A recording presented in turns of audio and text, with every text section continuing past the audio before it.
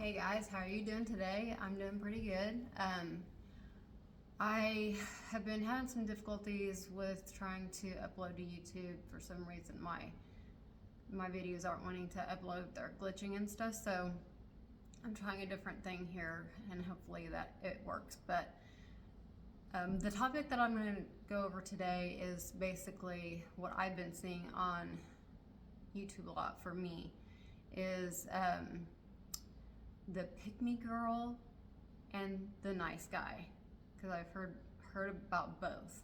Okay, and I know the pick-me girl, as far as I know, is a girl that may have a totally different personality than what she portrays in order to get a man. You know, she may say that she likes beer and sports, and she really likes cocktails and dancing, but she's that desperate to get a man that she will lie and deceive and even not be a good friend in order to be picked by someone. And then you also have the nice guy, which is a new thing that I've heard about. The nice guy is the guy that will do anything for you. Everybody says he's the nice guy because you could call him up anytime, any place, and he'll help you. He'll do anything for you, but he really has he's really underhanded and manipulative, because what he really wants is just to be with you. But he's not portraying that. He's portraying that he's just a nice guy, a friendly guy, in hopes that you will then want a romantic relationship, and really he's not nice at all. But I'm putting them both together. Most of the ones that I've seen have been separated, but I'm just going to go ahead and put them together because they're both manipulative, but in different ways, and that's what it's all about. I've always found that there for a long time when I was younger, I was not a girl's girl because I had been picked on so much, and I kind of just wanted to be by myself all the time, honestly. But girls, especially preteen and teen girls, can be very vicious, and the boys were bullying me too, but it was in a different way. But girls' manipulation, if they are trying to manipulate a man, is usually a pretty easy thing to do, because if you are liking all the same things that he likes and doing all the things that he likes to do, he's just going to see that as we have a lot in common, and it doesn't take a lot to win over a guy. If you're even the least bit hot and you're wanting to hang out with him and do all the stuff he likes, he's probably going to start liking you. It's not a difficult thing. So, as far as that goes, the pick-me girl, she's going to act that way, but she can only act that way for a certain amount of time, because how long can you really act like and be into the same things as somebody else if you're not? If you don't enjoy those things, how long can you pull that off? I wouldn't think for very long, but I'm not a pick-me girl. I just am who I am, and if we enjoy the same things and we like to hang out, then that's cool. But I was never gonna say I liked football when I don't like football. I was never gonna say, hey, hand me a beer. I don't want a beer. I want a vodka and cranberry. And I think that these girls that try so hard to be a pick-me, it's really not that hard. You're really not. You're not raising yourself up in any way, shape, or form. You're not winning the contest.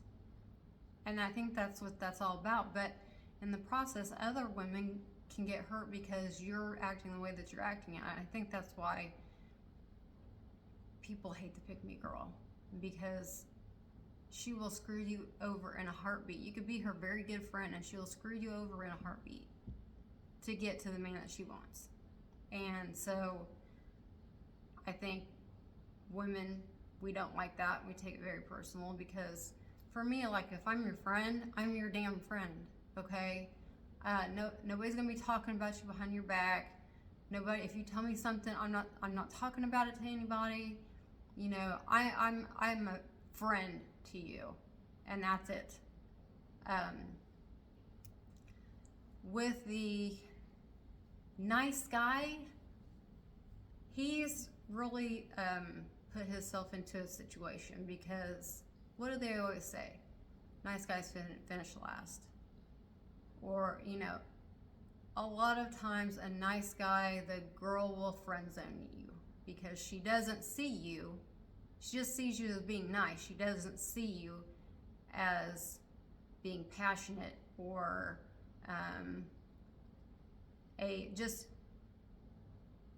she doesn't see you. She sees you as maybe kind of weak, or not somebody that would, you know, punch a guy in a bar over her, you know, or protect her or whatever, because you're so nice. You don't have a backbone, you don't have a spine, you know. So a lot of women, they get turned off by that, even if they don't acknowledge that's why. That's why, because you may as well be another female friend to her. But there are some women that will go for the nice guy, and that's the problem. And is of the guy is not really a nice guy. It's a whole manipulation on his part. So that manipulation, is different than the female's version. I think the guy has to put a lot more effort into his manipulation. But if he can manipulate you into thinking he's a nice guy, and you really want a nice guy, and he does so many nice things for you, and he's always there for you, and so you're thinking in your mind, he could be somebody that could be a long-term relationship or even a marriage. If he's going to be there for me whenever I need him, then I can count on him. And so he's playing off of a female's emotions. The girl is manipulating in a way as, oh, I love all the things you do, but, you know, and I'm hot too. So, you know, they're kind of more playing towards that men are visual creatures, and, oh, this hot chick, she, you know, loves everything I love. With women, it's a far more emotional connection, that if you finally allow yourself to go, okay, he's a nice guy, I really believe that he's nice, I think he's going to be there for me, I think this could be a solid relationship, I think that we could go through hard times together, and he's going to just be the one for me.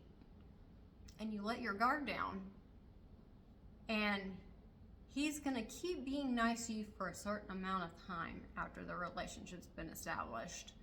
And then once he feels like he's got you to where you're not just going to leave, then the reality hits. And it's going to start with small things, and it's going to gradually get to the point where maybe you're a little bit too close to the situation because it's you, and you can't make a logical decision to get out because you're too close to the subject.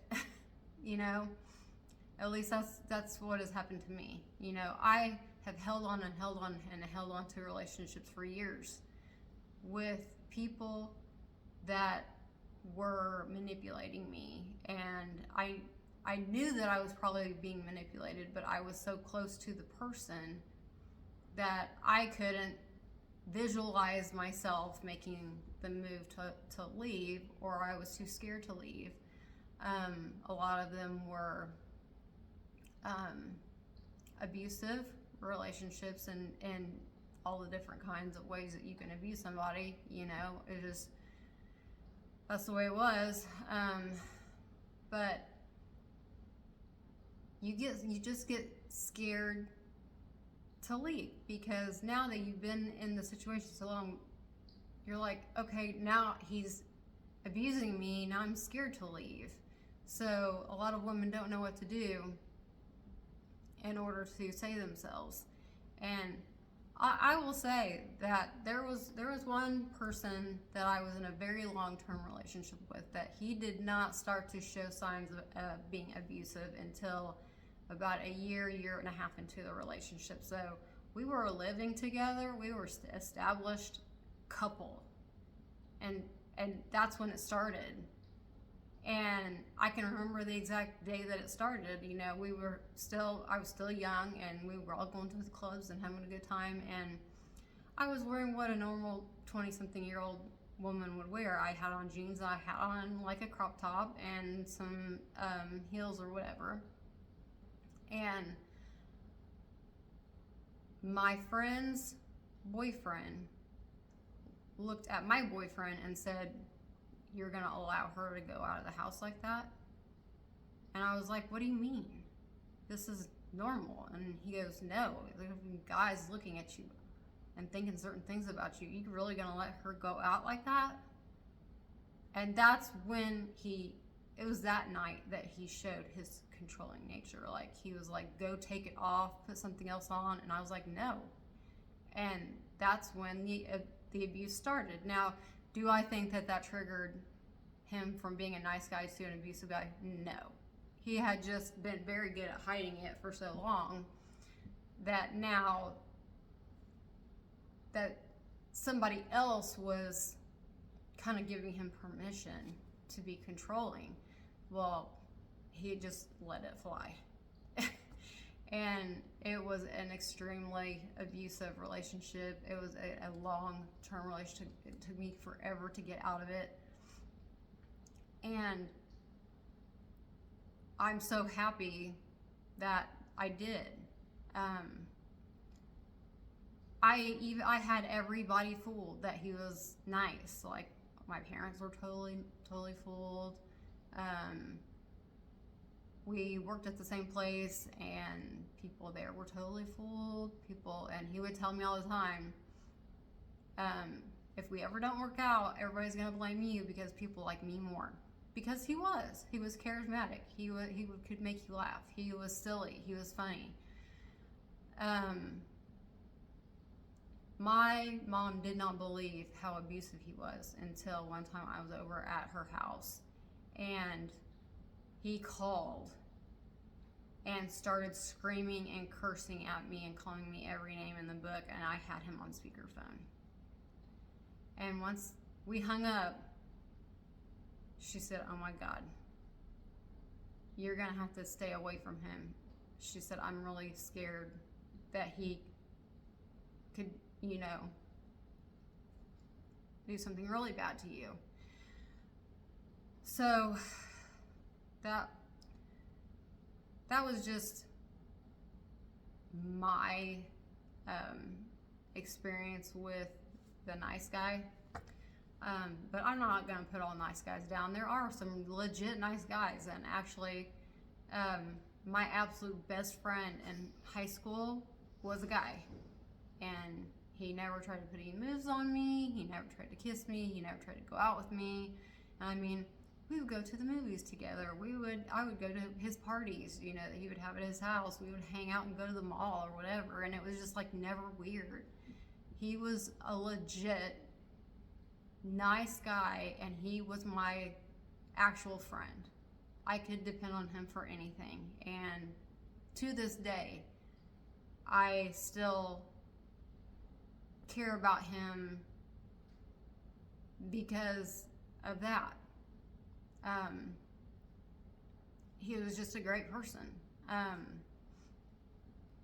So I think what you really have to do, ladies, if you're dealing with a nice guy, is you really have to have your guard up.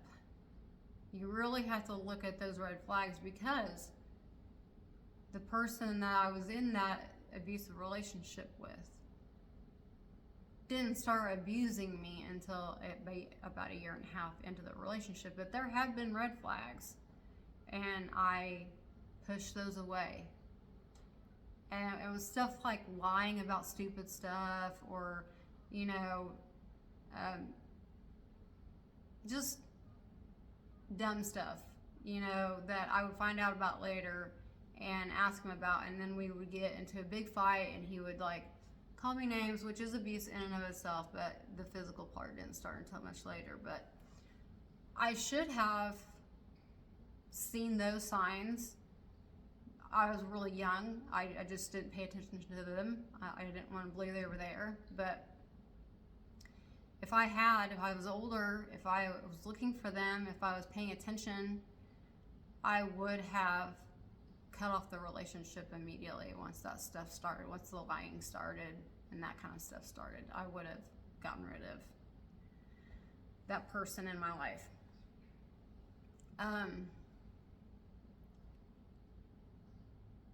So I guess that's about all that I can say about it. I hated to kind of separate the genders, because it's just people being shitty to other people. You know, it's people being manipulative and mean to other people. It's just that women do it slightly different than men.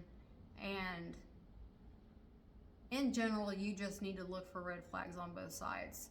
Just do that, because there's nothing else that you can do, but you have to be cognizant of it. It's just, if you get a weird vibe, or that person has,